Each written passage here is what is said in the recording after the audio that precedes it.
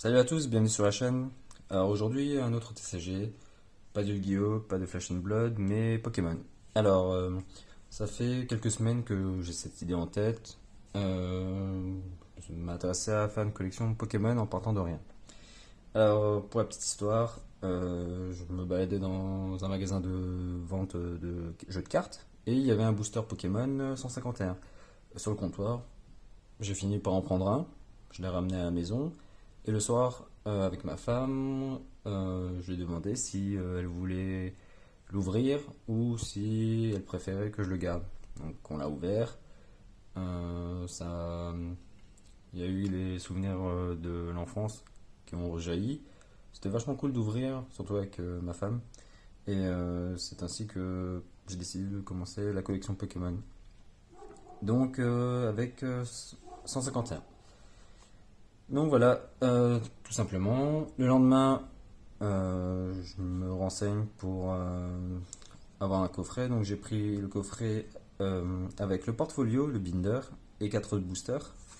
Donc pour l'instant, le booster il m'a coûté 1,85€. Le portfolio 36,99€.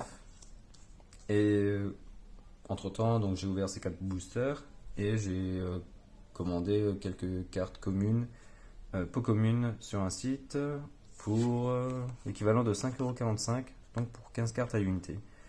Donc pour l'instant, ma collection de Pokémon, elle est à 50,94€, donc 51€. Voilà.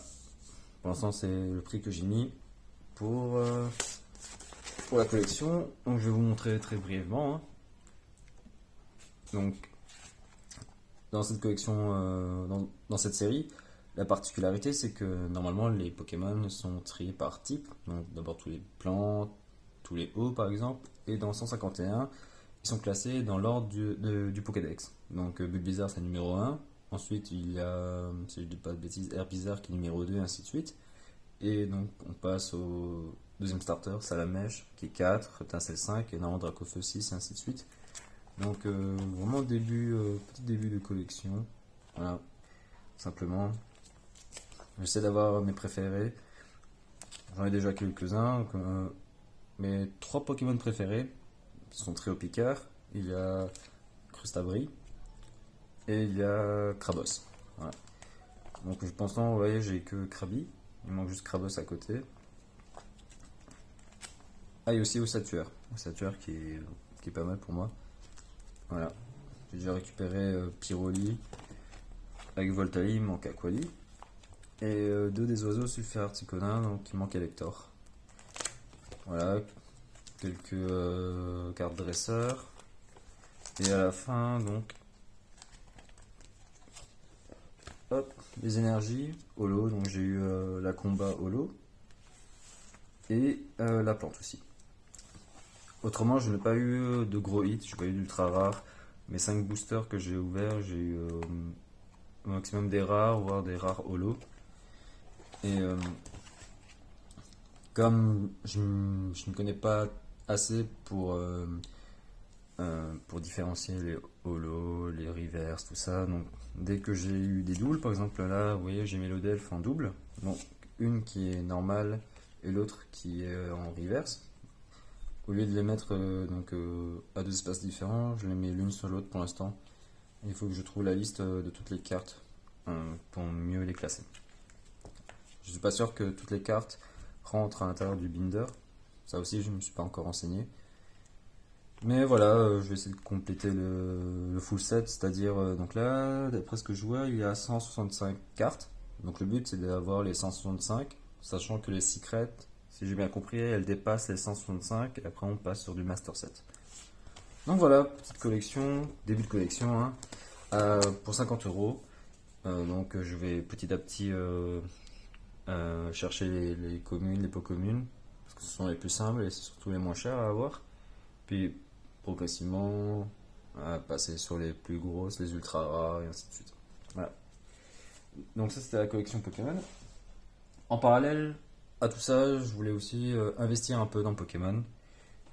Je me suis renseigné dans beaucoup de vidéos pendant une semaine et je vais partir sur du scellé. Donc des boîtes que je ne vais pas ouvrir Et parmi ces CD, j'ai pris cette boîte-là, donc la collection Elector X, 151 toujours.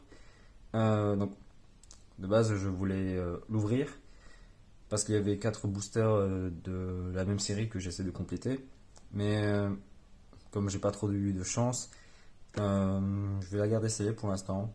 Puis on verra si ça évolue dans le temps, dans 1, 2, 3, 4 ans. Je sais pas. Mais la boîte est très belle, la tentation est grande, mais je préfère garder celle pour l'instant. Donc la boîte à Hector pour 30 €. C'est un bon prix, hein. Et ensuite, une petite display star étincelante, donc du bloc bouclier épais que je vais aussi garder scellé. Donc je l'ai eu pour 190 €. Donc ajouté aux 30 €, cela fait 220. Donc pour investir entre guillemets, je pense que c'est plutôt correct pour un petit budget. Voilà. Parce que 220 € ça peut être énormément pour certains, rien du tout pour d'autres. Pour moi c'est un petit budget, c'est assez conséquent. Donc je vais commencer avec ça et on va voir ce que ça donne dans quelques années. Et donc pourquoi Star étincelante? Tout simplement parce que je me suis renseigné sur le bloc bouclier épais. Donc actuellement on est à, si je dis pas de bêtises, violet écarlate, si j'ai bien compris. Et bouclier épais, j'avais joué au jeu sur Nintendo Switch. Je me suis renseigné sur toutes les séries et Star étincelante était celle qui me tentait le plus. Surtout par rapport à son prix, qui est plus que correct. Et à l'intérieur, il y a de bonnes cartes. Il y a notamment le Dracofeu. Le Dracofeu, Pokémon assez populaire.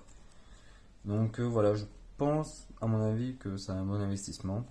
On va voir si j'ai raison ou si je me suis trompé d'ici quelques années. Mais en tout cas, très belle boîte.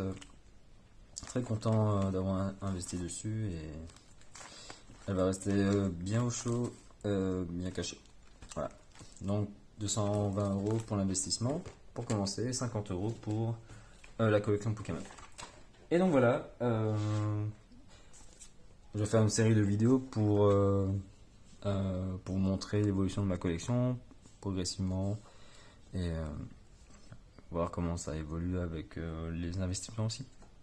Donc voilà, c'était la première vidéo de cette série, j'espère que ça vous a plu.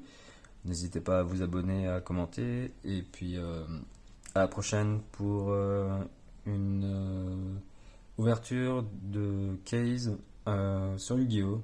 Avec l'ère du Seigneur Suprême. Voilà, à la prochaine, salut.